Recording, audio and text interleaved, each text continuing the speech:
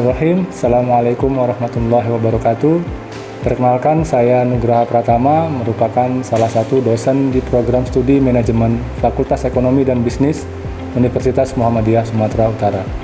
Video ini dibuat sebagai salah satu persyaratan sertifikasi dosen tahun 2024, yaitu pernyataan diri dosen dalam unjuk kerja Tridharma Perguruan Tinggi atau biasa dikenal dengan PDD UKT-PT dalam bidang pengajaran. Sebelum masuk pada video proses pengajaran, di mana metode pengajaran yang digunakan adalah metode DIA atau Delivery, Interaktif, dan Assessment. Izinkan saya terlebih dahulu menjelaskan mata kuliah yang saya ampu, yakni mata kuliah Perilaku Organisasi. Mata kuliah dengan kode mata kuliah EMJA 43026 ini merupakan mata kuliah wajib di semester 4 dengan bobot SKS sebanyak 3 SKS. Sesuai dengan rencana pembelajaran semester atau RPS yang telah dibuat, sebagai gambaran umum bahwasanya mata kuliah ini dirancang untuk mendeskripsikan, menjelaskan, memprediksi, serta mengendalikan perilaku karyawan agar tujuan organisasi bisa tercapai secara optimal.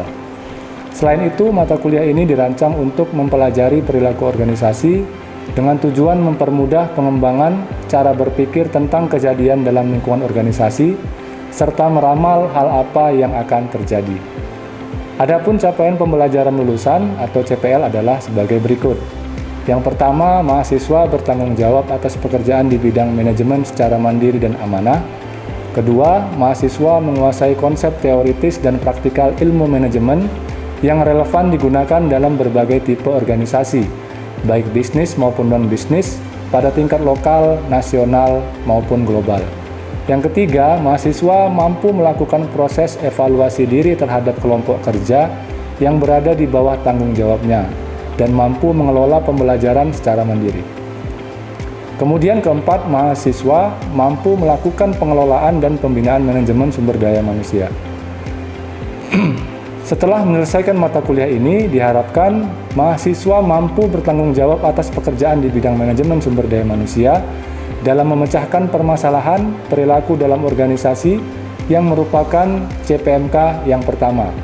Kemudian, mahasiswa mampu menguasai konsep perilaku organisasi, lalu diharapkan mahasiswa mampu menerapkan atau mengimplementasikan bidang sumber daya manusia dalam pengelolaan perilaku organisasi.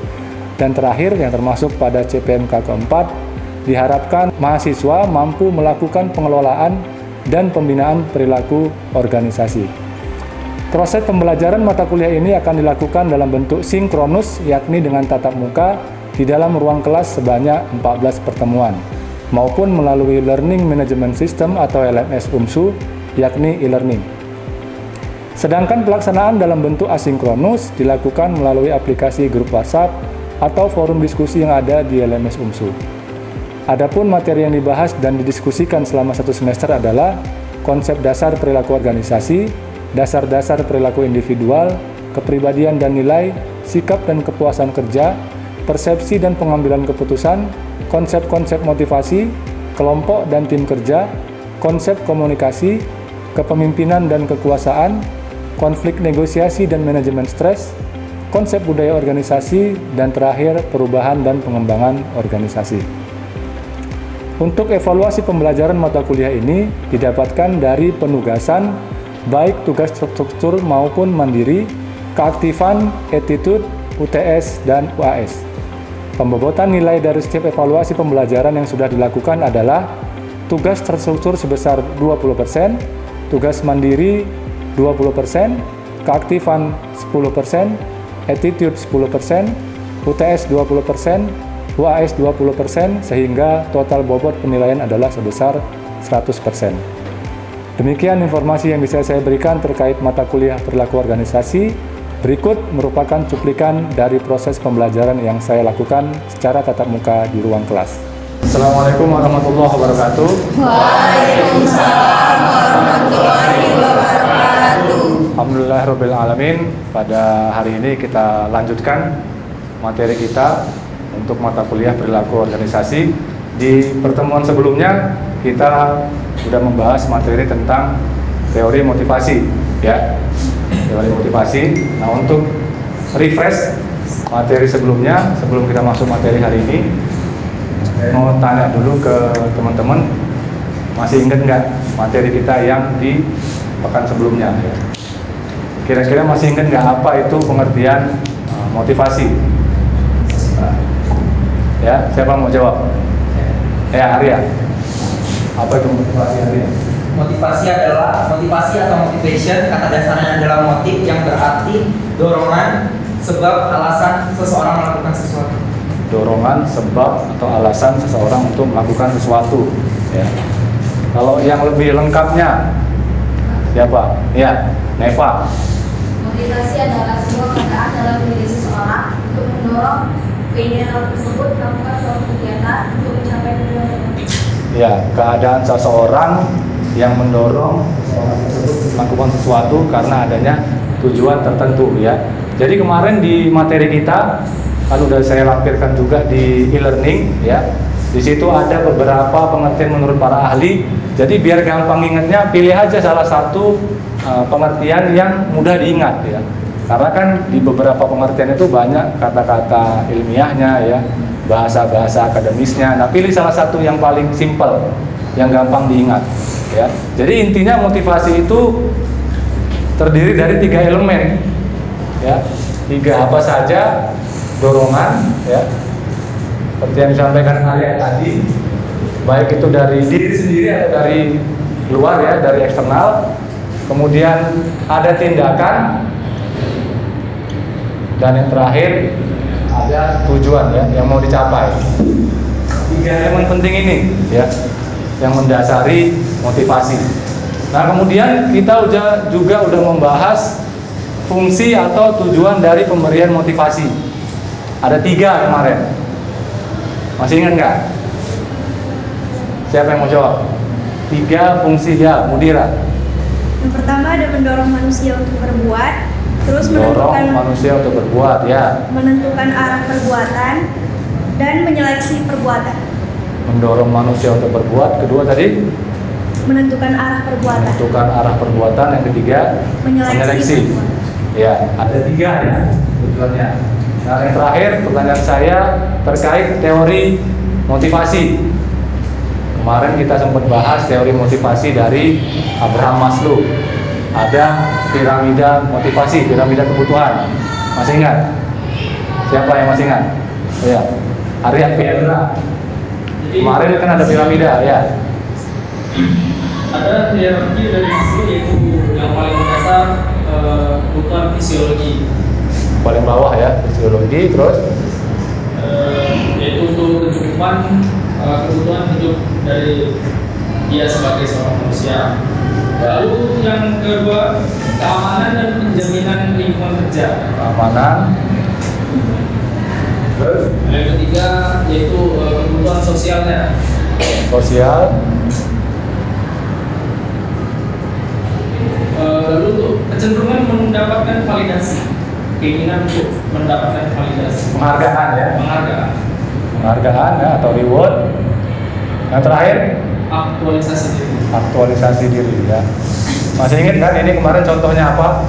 Jadi tingkatan motivasi atau kebutuhan yang di atas itu terpenuhi apabila kebutuhan yang di bawahnya sudah terpuaskan atau terpenuhi, ya. Mungkin nggak terpenuhi 100%, tapi sudah terpuaskan, ya. Fisiologis ini kan terkait pangan, sandang, papan, ya. Makan, minum, ya. Kemudian keamanan terkait jaminan kerja, mungkin sebelumnya dia statusnya honor, outsourcing misalnya, meningkat menjadi karyawan tetap, ada keamanan karir dia, ya. Sosial, interaksi sosial, penghargaan, ini reward. Kemudian aktualisasi diri, bagaimana karyawan memperoleh kesempatan untuk mengembangkan potensi diri yang dimilikinya. Contohnya kayak kita di kampus yang hobi futsal, di kampus ada UKM futsal, ya. Dia bisa mengembangkan potensinya. Yang hobi debat ada UKM debat, gitu, ya. Jadi bisa mengaktualisasikan diri. Nah, ini materi tentang minggu lalu. Nah, hari ini kita masuk ke materi selanjutnya mengenai kelompok dan tim kerja. Apa itu kelompok? Kalau dengar kata kelompok, Yang terbayang apa? Sekumpulan orang. Sekumpulan orang ya. Nah, ini biasa nih, biasanya kalau nanya pengertian awal-awalnya sedikit dulu nih yang keluar ya. Lama-lama lengkap ya. Apalagi? Anggota. Ya kelompok ya ada anggotanya kan. Ya. Nah Yusuf. Sekumpulan orang yang memiliki tujuan bersama ya, dengan membentuk kelompok untuk mempermudah pencapaian tujuan tersebut. Ya, lengkap ya, Yusuf ya. Ya benar ya Yusuf ya. Kita lihat pengertian menurut para ahli. Nah, di sini Greenberg dan Baron menyatakan kelompok sebagai kumpulan dari dua individu atau lebih ya, kumpulan orang minimal 2 orang yang berinteraksi dan menjaga pola hubungan yang stabil. Artinya mereka nggak ngumpulnya cuma hari ini aja, ya berkelanjutan. Ya besok ya bekerja lagi bersama, besok lagi ya berkesinambungan, berbagi tujuan bersama. Ini bukan berbagai ya, berbagi dan merasakan diri mereka menjadi sebuah kelompok. Mereka merasakan bahwasanya dia itu bagian dari kelompok itu. Mungkin mirip-mirip pengertiannya kayak organisasi lah ya. Nah, yang kedua, Rifai. Nah ini mungkin lebih mudah diingat, ya lebih singkat. Kelompok itu adalah 2 individu atau lebih yang berinteraksi dan saling bergantung untuk mencapai sasaran atau tujuan tertentu.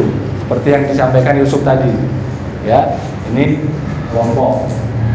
Nah kelompok di sini klasifikasinya terbagi 2, ada kelompok formal dan informal. Kelompok formal itu apa artinya? Kan sering dengar bajunya formal kali, ya resmi ya, kelompoknya resmi nih.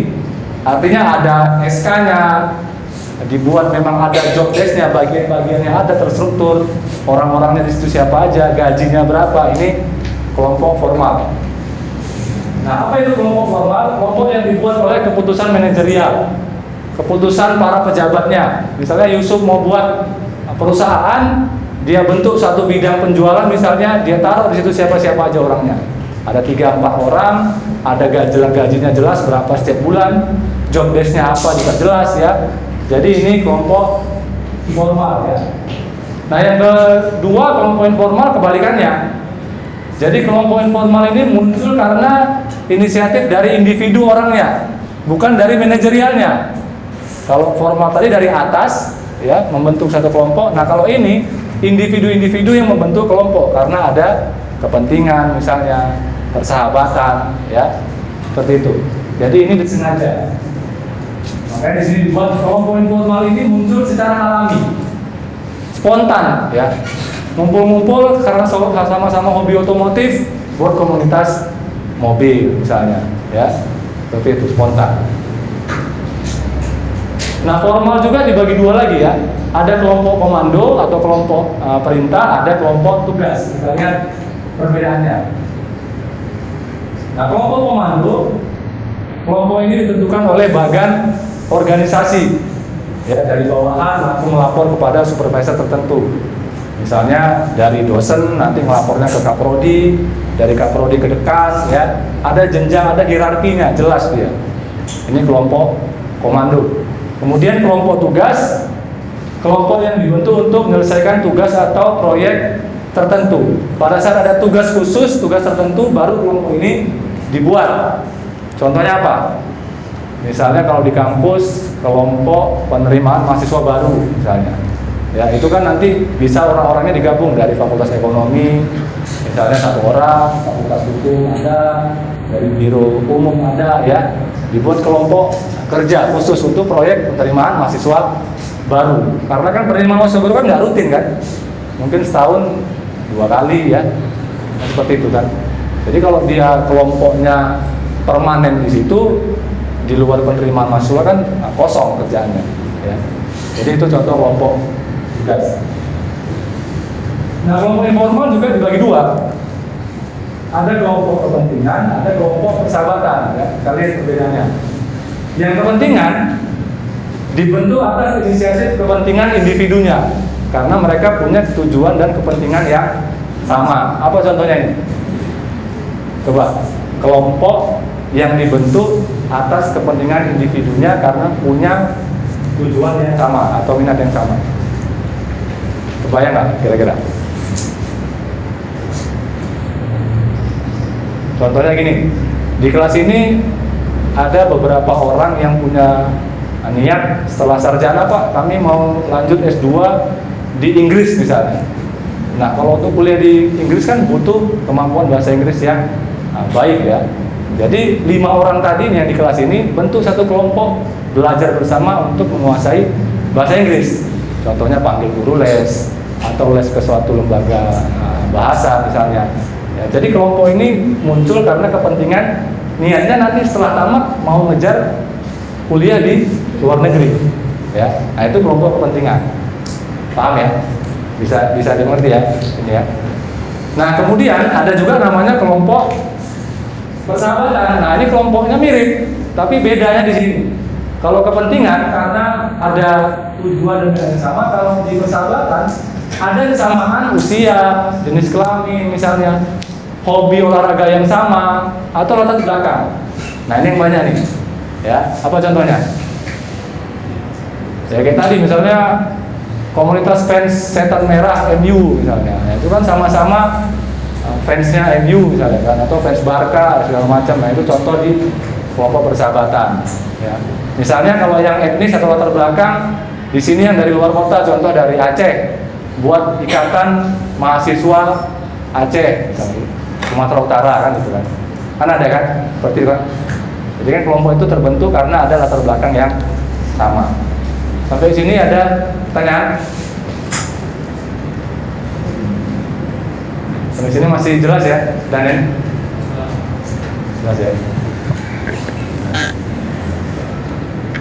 Nah ini ya, ini bagiannya lebih mudah dimengerti dari sini.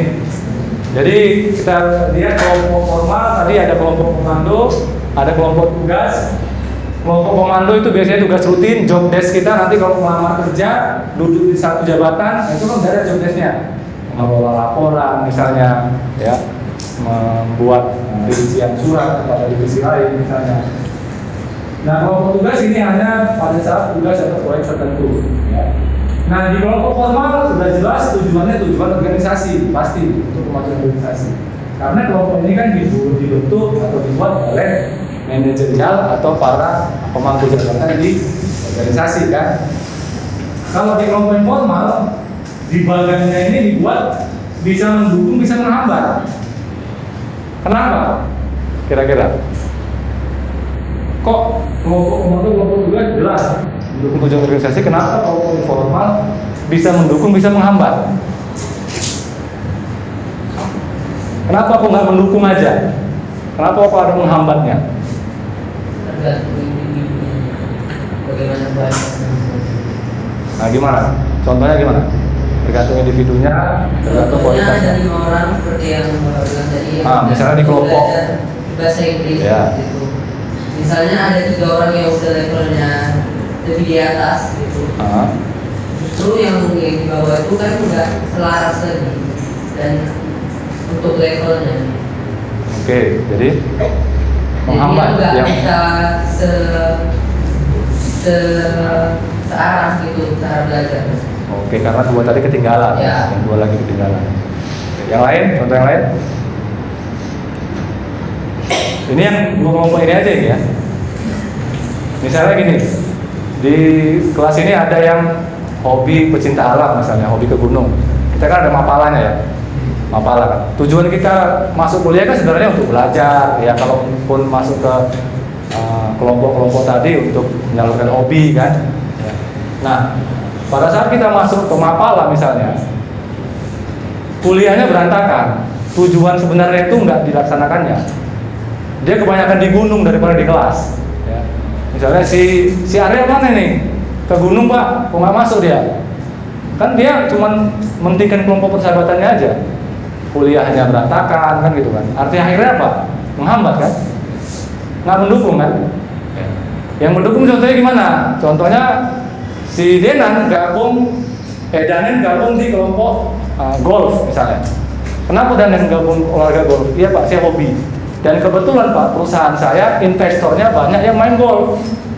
Jadi sambil olahraga, saya sambil ya lobby-lobby lah Pak, investor-investor. Nah itu kan cuma persahabatan tapi mendukung organisasi tempat Danen kerja kan. Ya. Jadi paham ya perbedaannya ya. Jadi di situ mana yang menghambat, mana yang mendukung. Ya, misalnya kelompok Mobile Legend misalnya, gara-gara dia gabung Mobile Legend, setiap hari Senin kerja nggak pernah masuk. Kenapa? Minggu malamnya begadang. Ya, itu kan menghambat ya. Itu kan menghambat. Oke, lanjut. Nah, faktor-faktor yang mempengaruhi ada 2 faktor eksternal dan internal. Eksternalnya di sini ada 8 poin ya. Ada 8 poin strategi organisasi ya. Jelas strategi organisasinya, maka prestasi kelompok juga akan baik. Kemudian struktur wewenang juga harus jelas. Bawahan melapornya ke siapa harus jelas ya. Jangan misalnya kita mau nandatangani kartu kuning karena nggak ada aturannya yang nandatangani siapa. Tiap jumpa dosen di jalan, Pak bisa nandatangan Pak. Jumpa dosen lain Pak nandatangan Pak. Kan nggak jelas ya. Kalau udah jelas kan kita tahu, oh ini jumpainya ke Pak Sekretaris Prodi misalnya ya, jelas. Ya, jadi strukturnya harus jelas. Kemudian peraturan, nah ini peraturan juga harus jelas.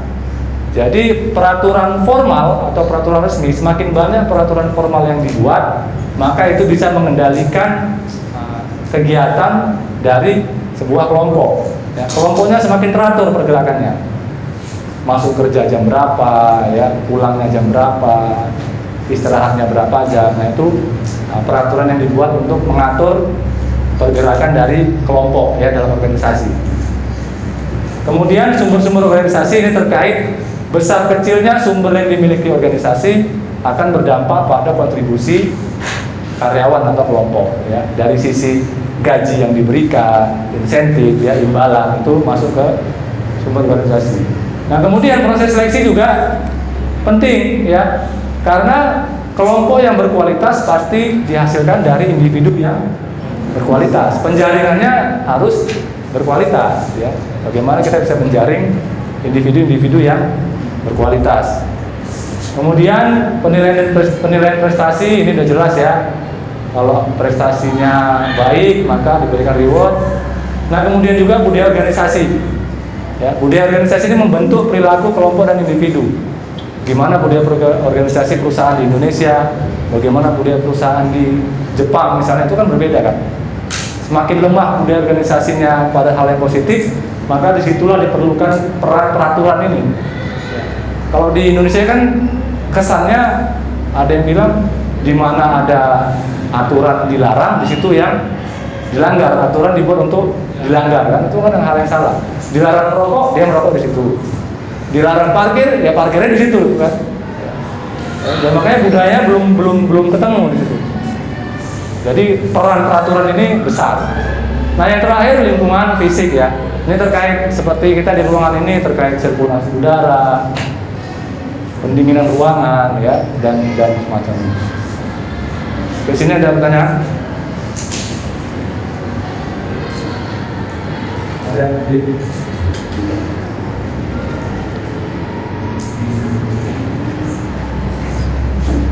Ada? Kita lanjut. Nah, di faktor internal ada 2 faktor. Yang pertama kemampuan individu, kemudian karakteristik kepribadian. Ya. Kalau 2 ini udah pasti lah ya, karena kemampuan individu pasti berpengaruh ke kemampuan dia dalam interaksi di dalam kelompok. Nah, kita masuk ke tim kerja. Kita lihat di sini nanti apa bedanya antara kelompok kerja dan tim kerja, ya. Kelompok kerja dan tim kerja. Menurut Zulkarnain, ya, tim adalah sekelompok orang yang saling bergantung informasi. Kelompok orang yang saling bergantung informasi. Ini mirip kayak kelompok tadi kan. Sumber daya, keterampilan, serta berusaha untuk menggabungkan mereka dalam mencapai tujuan bersama. Nah, ini tim. Masih belum kelihatan bedanya sama kelompok tadi, ya, belum kelihatan. Nah, di sini menurut Ivan Sevik, tim itu adalah tipe khusus dari kelompok kerja. Nah, mulai kelihatan nih perbedaannya. Jadi tim kerja ini tipe khusus dari kelompok kerja, ya. terdiri dari 2 atau lebih individu, ini sama ya, yang bertanggung jawab untuk pencapaian suatu tujuan. Nah, ada lagi ya, salah satu ukuran perbedaan antara kelompok dan tim, yaitu di dalam tim biasanya ukurannya itu lebih kecil dibanding kelompok, dan skala tujuan itu lebih spesifik, dia lebih rinci tugasnya. Ya, contoh kemarin timnas U berapa ya Piala Asia? U23 itu kan diambil dari seleksi kelompok-kelompok usia 23 ya, klub-klub yang ada di Indonesia disaring, diseleksi masuk ke timnas U23 ya. Sekarang setelah pertandingan Piala Asia selesai, kemana mereka? Ya bubar ya. Karena apa? Ya pekerjaannya sudah selesai untuk tampil di Piala Asia. Kapan nyatu lagi? Kapan timnas pemain-pemain itu nyatu lagi? Ya nanti kalau ada pertandingan untuk bela negara lagi kan. Itu pun anggota timnya belum tentu sama. Kan gitu. Tergantung kebutuhan pelatih atau segala macam kan. Ya, itu contohnya. Ya jadi tim ini biasanya setelah pekerjaannya selesai dibentuk untuk menyelesaikan pekerjaan. Setelah selesai pekerjaannya ya dibubarkan. Ya. Contoh juga misalnya tim sukses lah, paslon kemarin pemilu. Ada tim sukses paslon 1, paslon 2. Setelah pemilu selesai diumumkan pemenang, kemana tim suksesnya? Ya bubar, dibubarkan kan gitu. Ya. Balik ke profesi masing-masing kan. Balik ke pekerjaan masing-masing. Ya. Kelihatan ya bedanya ya antara kelompok dan tim. Nah di sini bisa dilihat juga lebih rinci bagaimana perbedaan antara tim dan kelompok kerja. Dari sisi tanggung jawab itu beda. Di kelompok kerja tanggung jawab itu di pimpinan. Ya. Contoh tadi di biro ya, ada kepala biro, ada staf-stafnya, masing-masing staf punya job desk sendiri. Kalau di tim kerja, kepemimpinannya dibagi antara para anggota. Ya, bagi para anggota. Kemudian di isi umumnya, kalau kelompok, ya tujuan kelompok itu tujuan organisasi. Apa tujuan kelompok ini? Ya, tujuan organisasi sama. Tapi kalau di tim kerja, tujuannya itu spesifik ya, unik. Tim ini didirikan untuk apa? Misalnya untuk ada satu kasus kriminal, dibentuklah tim khusus, misalnya dari tim hukum ada 1 orang, dari kepolisian ada 1 orang, contohnya ya, dari yang lain misalnya. Nah kemudian, di sini juga ini, tanggung jawab individual jelas kelompok kerja, karena job desk individual. Mana bagian pencatatan, mana bagian laporan, itu individu aja targetnya, nggak saling bergantungan. Tapi kalau di tim, dia bukan tanggung jawab individu, tapi tanggung jawab tim bersama, ya. Nah kemudian prestasi individu dikenali dan dihargai. 1 orang yang mencapai target yang diberikan penghargaan orang tersebut kalau di kelompok. Tapi kalau di tim, berhasil mereka mencapai target pekerjaan yang diberi penghargaan 1 tim. Ya. Kayak timnas kemarin yang dapat bonus kan nggak cuma Marcelino misalnya kan yang dapat kan, yang diberikan penghargaan ya semua 1 timnya kan, semuanya kan. Oke ya, dan ini nanti bisa teman-teman baca ya di e-learning kita, materinya sudah saya lampirkan di situ. Karena waktunya udah mendekati azan sholat Jumat ya, jadi kita cukupkan pertemuan kita hari ini. Nanti untuk diskusi pertanyaan terkait materi hari ini bisa kita lanjut di grup WhatsApp ataupun di forum diskusi yang ada di e-learning. Saya rasa cukup untuk pertemuan hari ini. Terima kasih atas perhatiannya. Assalamualaikum warahmatullahi wabarakatuh. Waalaikumsalam.